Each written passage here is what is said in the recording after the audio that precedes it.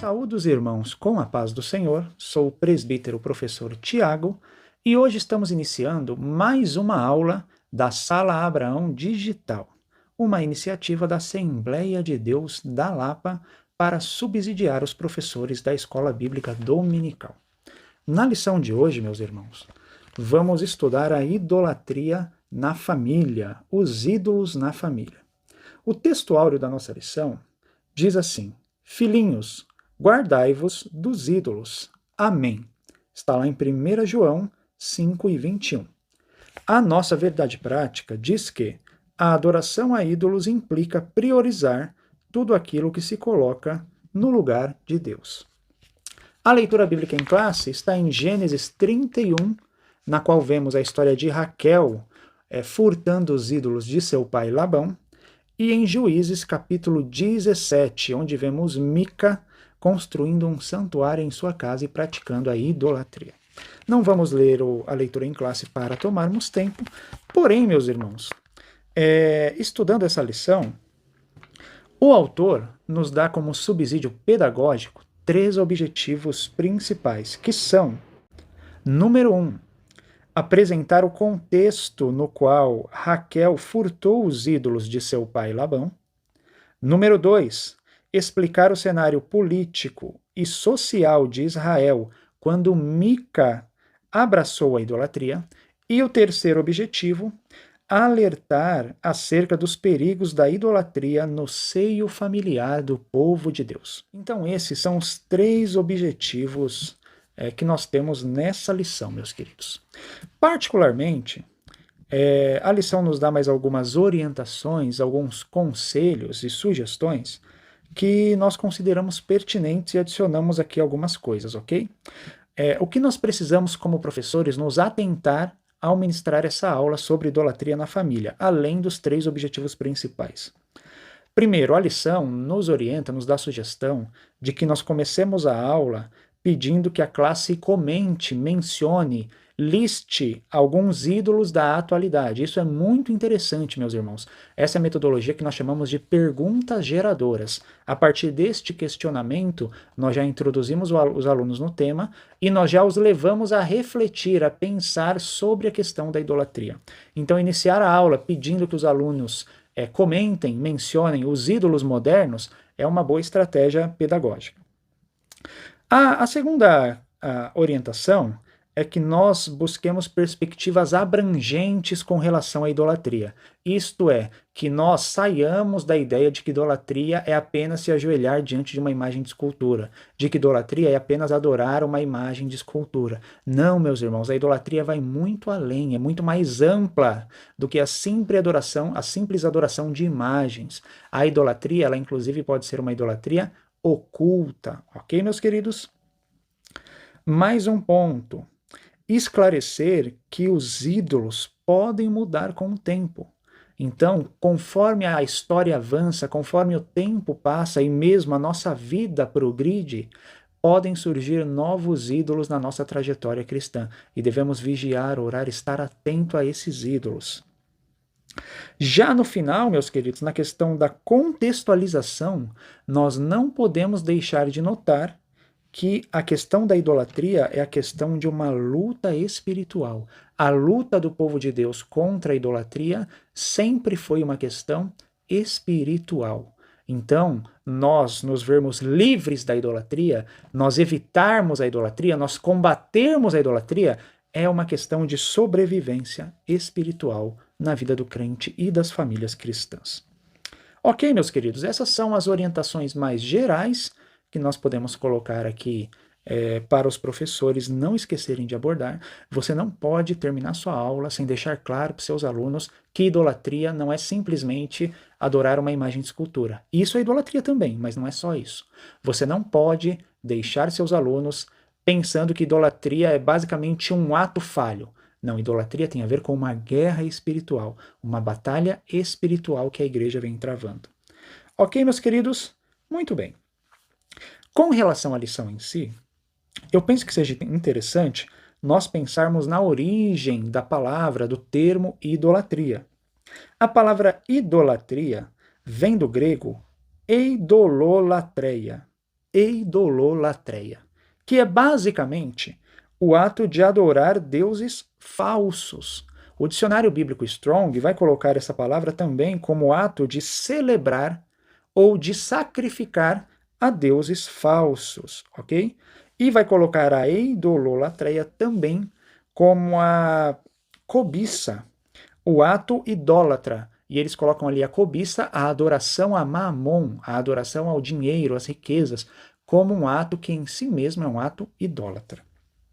No grego também nós achamos a palavra eidololatres, que significa idólatra. Aquele que pratica a idolatria é um idólatra, que participa de festas consagradas aos deuses, que participa de ritos, de rituais, de sacrifícios e de celebrações aos deuses. É o eidolólatre, ok? Que é o que nós chamamos de idólatra. Meus irmãos, cabe aqui nós citarmos a grande citação do teólogo reformado João Calvino, que mencionou que o coração do homem é uma fábrica de ídolos. E aqui nós achamos a origem da idolatria, não na questão semântica, não na questão filológica da origem da palavra, não na questão linguística, mas nós achamos a origem da idolatria na questão antropológica. Ok, meus queridos? Antropologicamente, meus irmãos, a idolatria surge no coração do homem. O coração do homem é a fábrica dos ídolos. É o que nós vemos lá no livro do profeta Jeremias, capítulo 17, lendo ali o versículo 9, que diz o seguinte: enganoso é o coração, mais do que todas as coisas, e desesperadamente corrupto. Quem o conhecerá? Então, quem conhece o coração humano, meus irmãos? Nós não conhecemos o nosso próprio coração.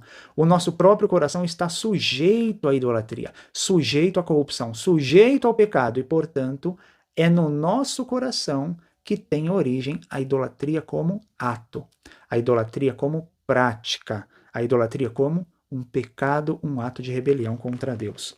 Ela tem início no coração humano. Ou podemos dizer, tomando essa mesma ideia em outras palavras, de outra perspectiva, a origem da idolatria está na nossa natureza pecaminosa.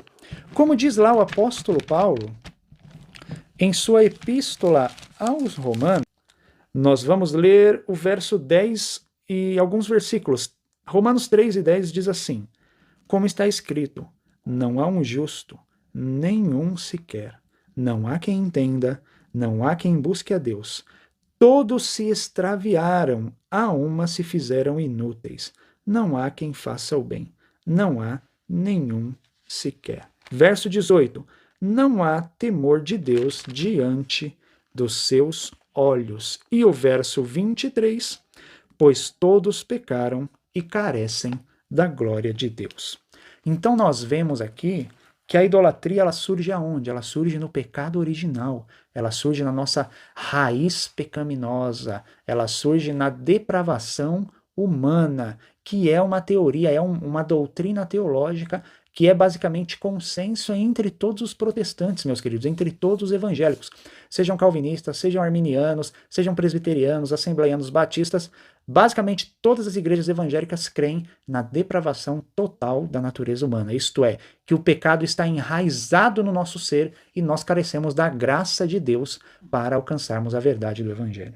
Então a idolatria começa aí, no coração humano, que é uma fábrica de ídolos, uma fábrica dos mais variados ídolos. A origem da idolatria está nesta fraqueza que nós temos em relação ao pecado e à rebelião contra Deus, porque nós, como homens e mulheres naturais, não buscamos a Deus. O fato da idolatria ser algo perigoso para nós nos leva à necessidade de vigiar e orar, como está registrado em Mateus capítulo 26 e o verso 41. E a idolatria, meus irmãos, é uma luta espiritual. Nós vemos isso lá na Epístola de Paulo aos Efésios, Efésios 6, versículos 10 a 13, que diz o seguinte: quanto ao mais, sede fortalecidos no Senhor e na força do seu poder. Revesti-vos de toda a armadura de Deus, para poderdes ficar firmes contra as ciladas do diabo. Porque a nossa luta não é contra a carne nem contra o sangue, e sim contra os principados e potestades, contra os dominadores deste mundo, contra as forças espirituais da maldade nas regiões celestiais. Portanto, tomai toda a armadura de Deus para que possais resistir no dia mau, e depois de terdes vencido tudo, permanecei inabaláveis. Então, irmãos, devemos nos revestir desta armadura de Deus para podermos resistir à idolatria, resistir, em primeiro lugar, ao nosso coração fraco e pecaminoso, e, em segundo lugar, resistir às ciladas do diabo, que usa a idolatria do nosso coração, usa a idolatria para nos afastar de Deus. Ok, meus queridos? Nós podemos dizer, meus queridos, que ao observar a história de Raquel e Jacó e também de Labão, pai de Raquel e sogro de Jacó, nós vemos que há todo um contexto ali. E o contexto ele é bem expresso em Gênesis 31, do verso 38 a 42, quando Jacó fala que trabalhou 20 anos para Labão, que Labão não lhe foi favorável, que Labão cobrou dele o que não deveria ter cobrado, quando ele fala que se não fosse o Deus de seus pais, o Deus de seu pai, ele teria saído, o Labão teria despedido ele de mãos vazias. Então nós vemos aqui que há um contexto no qual Raquel furta os ídolos de seu pai. Alguns comentaristas bíblicos dizem que os ídolos, eles davam direito a uma herança, a uma possessão futura. E Raquel, se sentindo injustiçada, teria ali pegado os ídolos de seu pai para talvez, no futuro, reclamar algum tipo de herança. Nós vemos aqui, meus irmãos, que no capítulo 31 do livro de Gênesis, ali no verso 19, Raquel furtando os ídolos de seu pai. Está registrado e diz assim, Gênesis 31, 19. Tendo ido Labão fazer a tosquia das ovelhas, Raquel furtou os ídolos do lar que pertenciam a seu pai. Jacó não sabia que sua esposa tinha roubado os ídolos. E Labão, na sua ira, quando descobre, ele persegue a Jacó, como diz lá no verso 22. No terceiro dia, Labão foi avisado de que Jacó ia fugindo. Tomando, pois, consigo a seus irmãos, saiu-lhe no encalço por 7 dias de jornada e o alcançou na montanha de Gileade. Nós vemos então qual é o contexto. Primeiro, Raquel, irmãos, ela não tem um conhecimento do Deus de Isaac, do Deus de Abraão e mesmo do Deus de seu marido Jacó. Porque nós vemos ali Raquel agindo com uma questão injusta, Raquel agindo de uma forma ímpia, de uma forma pecaminosa, porque primeiro ela furta, ela rouba os ídolos de seu pai. E lá no verso 35, ela mente para poder esconder os ídolos, visto que Jacó tinha dito o seguinte, não permaneça vivo aquele com quem você encontrar os ídolos. Ele disse isso a Labão. Então, se Labão encontrasse os ídolos com Raquel, Raquel teria morrido. E aí ela comete o segundo pecado, que é o quê? Ela mente, dizendo estar no costume das mulheres, algumas traduções, no tempo das mulheres, e que no nosso caso quer dizer que ela estava no tempo da menstruação da mulher. Ela mente para seu pai para não ser pega com os ídolos. E nós vemos ali que os ídolos eram pequenos, porque ela coloca em cima de um camelo e senta em cima, e o seu pai não consegue encontrá-los. O que é importante aqui, meus irmãos? O ídolo, ele nos leva a pecar. O ídolo nos leva ao pecado, invariavelmente. Então, uma característica de Deus, quando nós estamos servindo a Deus, é que o nosso relacionamento com Deus nos leva à santidade, à retidão, à integridade, à justiça, enquanto o nosso relacionamento com os ídolos nos leva ao pecado, à impiedade, à mentira, à destruição e, eventualmente, à morte eterna, à condenação.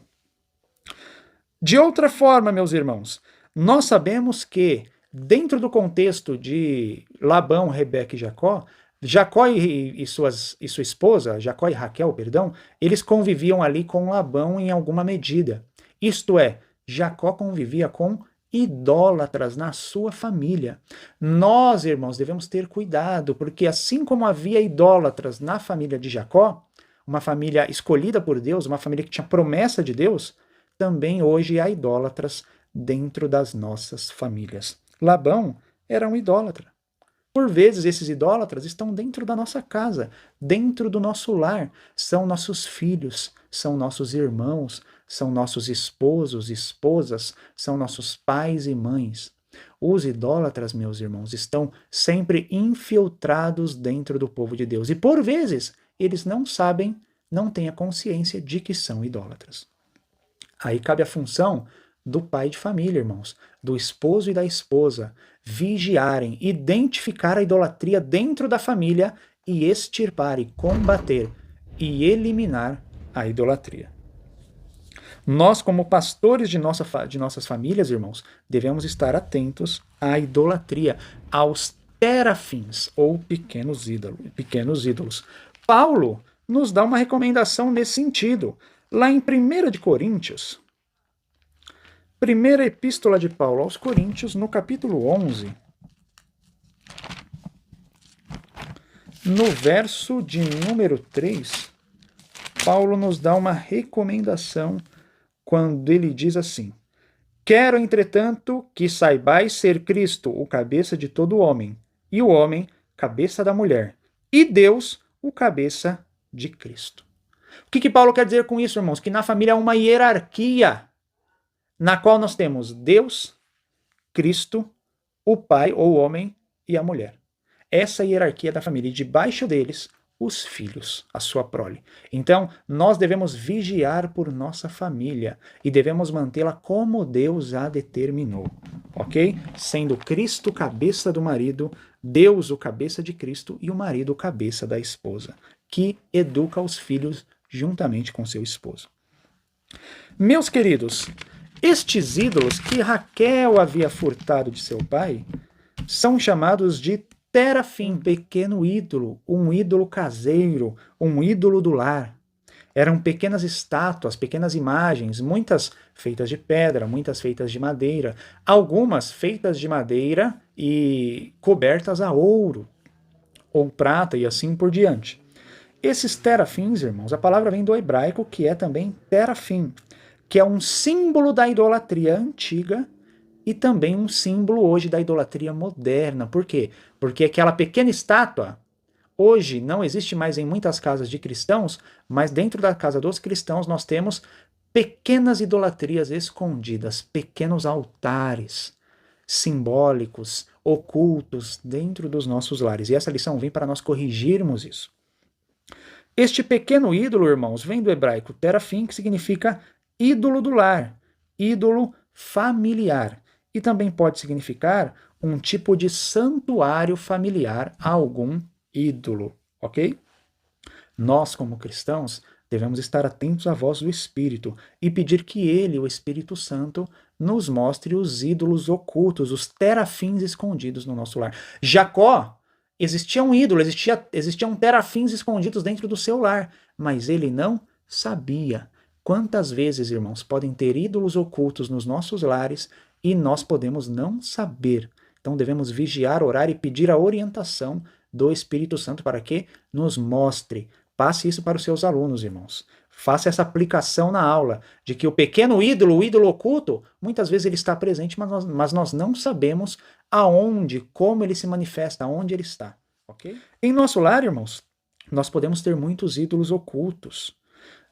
Nós podemos ter ídolos ocultos no nosso lar, na nossa família, todos no nosso coração, no nosso trabalho, nas nossas redes sociais. A idolatria, meus irmãos, ela está espalhada em todas as esferas da vida do homem e da mulher ímpio. E do homem e da mulher cristão, ela tenta adentrar também. Nós devemos resistir, nós devemos vigiar. Muitas vezes, nós fazemos como os pagãos, isto é, nós sacrificamos algo aos ídolos.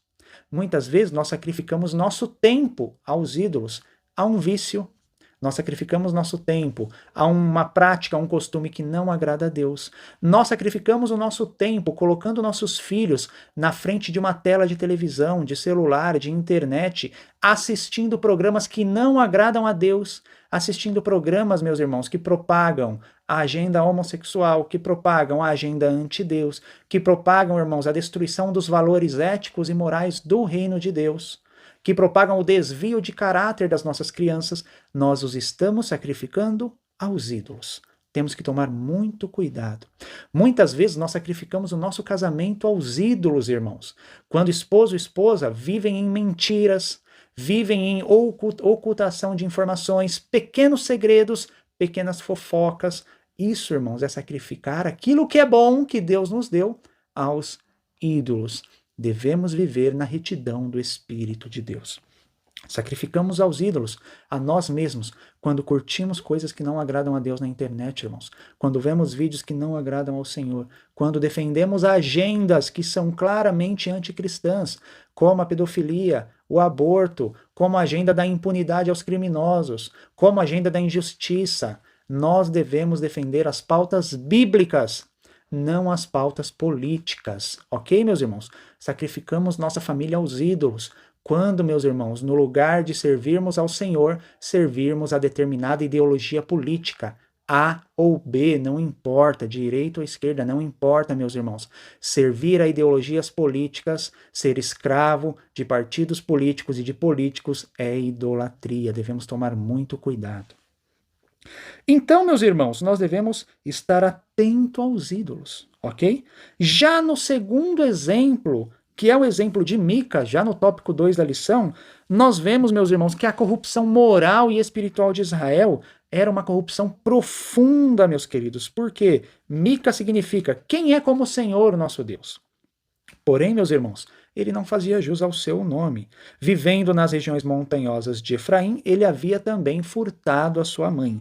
Por causa de uma maldição, talvez Mica tenha decidido devolver o dinheiro por medo. E aí, meus irmãos, olha que interessante. Quando ele devolve o dinheiro para sua mãe, isso já mostra a decadência e corrupção de Israel. A sua mãe diz que vai dedicar o dinheiro, aqueles ciclos de prata, ao Senhor. Olha que interessante. Lá em Juízes, capítulo 17, olha que ponto chega a idolatria, meus irmãos. No verso 3, diz assim: assim restituiu os 1.100 ciclos de prata para sua mãe, que disse: de minha mão dedico este dinheiro ao Senhor, para meu filho. Então ela achava que estava dedicando isso a Deus, irmãos. De sorte que agora para fazer uma imagem de escultura e uma de fundição, de sorte que agora eu devolvo. Verso 5. E assim este homem Mica veio a ter uma casa de deuses, fez uma estola sacerdotal e ídolos do lar, e consagrou a um de seus filhos para que lhe fosse sacerdote. E aí o verso que é recorrente no livro de Juízes e que mostra essa decadência espiritual. Naqueles dias não havia rei em Israel, cada qual fazia o que achava mais reto. Então olha só que interessante, irmãos. Eu tentei encontrar os comentaristas para ver se a mãe de Mica tentou fazer uma imagem do Deus de Israel. Isso não é certo, é uma dúvida que o texto deixa. Mas ela achava que aquelas imagens tinham uma ligação com o Deus verdadeiro, apesar do Pentateuco, especialmente Êxodo 20, condenar sumariamente a idolatria. Então não havia conhecimento de Deus na casa de Mica, irmãos.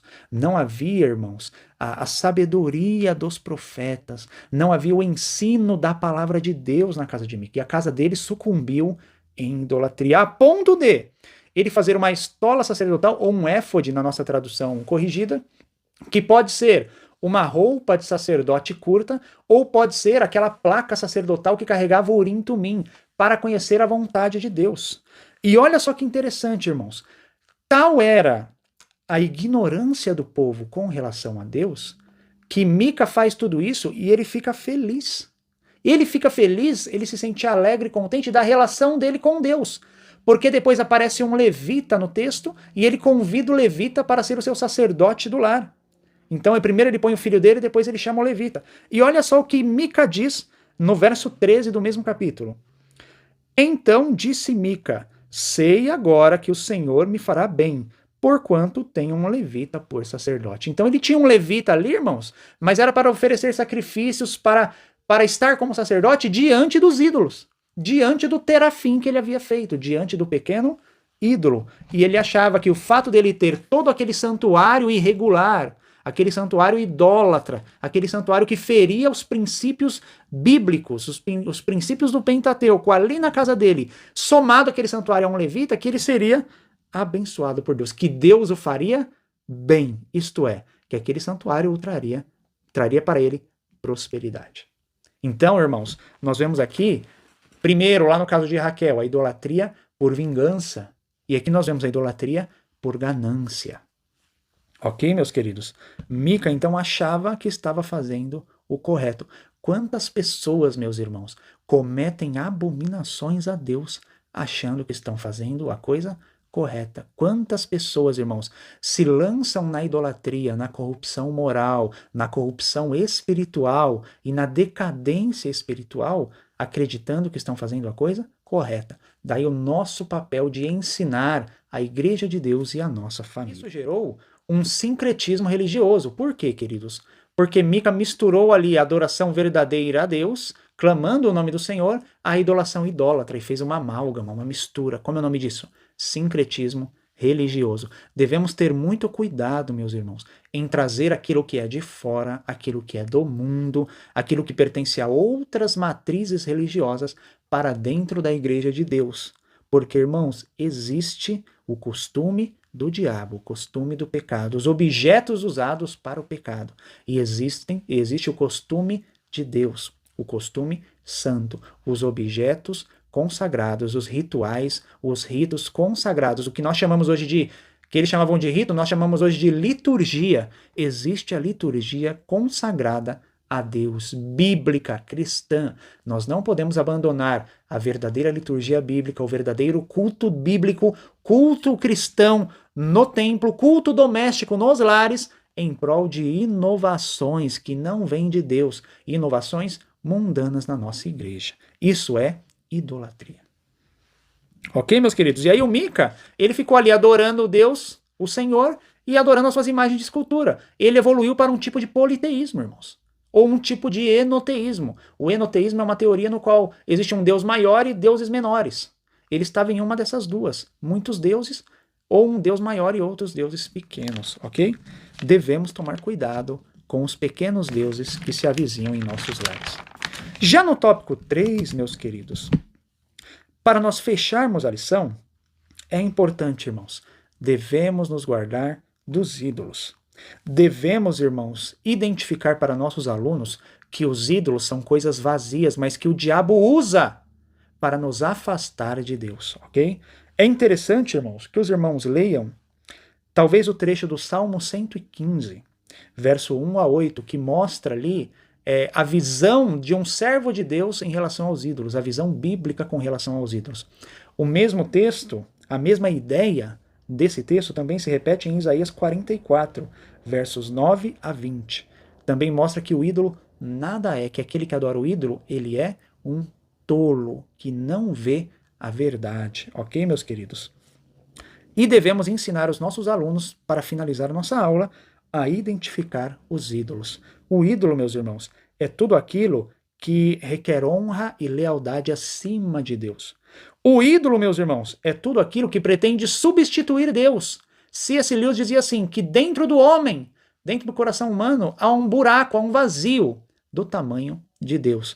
Por vezes, nós tentamos preencher esse vazio que é do tamanho de Deus com outras coisas. O nome disso é idolatria. Ok? E também, meus irmãos, o ídolo é tudo aquilo que, tomando o lugar de Deus na nossa vida, nos afasta de Deus, nos afasta do bem, nos afasta do evangelho. Então, quando nós vemos que há algo que nos impede de servir a Deus, nós não devemos pensar em conciliar as coisas, mas nós devemos pensar em excluir, eliminar este algo das nossas vidas, porque provavelmente é um ato de idolatria. Amém, meus queridos? Não devemos esquecer, como diz o comentarista da lição, que nós somos o sal da terra e a luz do mundo. Então a Igreja de Deus e o cristão, ele veio no mundo para ser diferente, para ser honesto entre os desonestos, para ser verdadeiro entre os mentirosos e para servir ao Deus verdadeiro em uma nação, em um povo, em um tempo que serve a ídolos, meus queridos. Que Deus seja louvado, Que os irmãos possam usar esse subsídio para auxiliá-los na preparação da aula. Eu agradeço a oportunidade. Fiquem com Deus. Amém.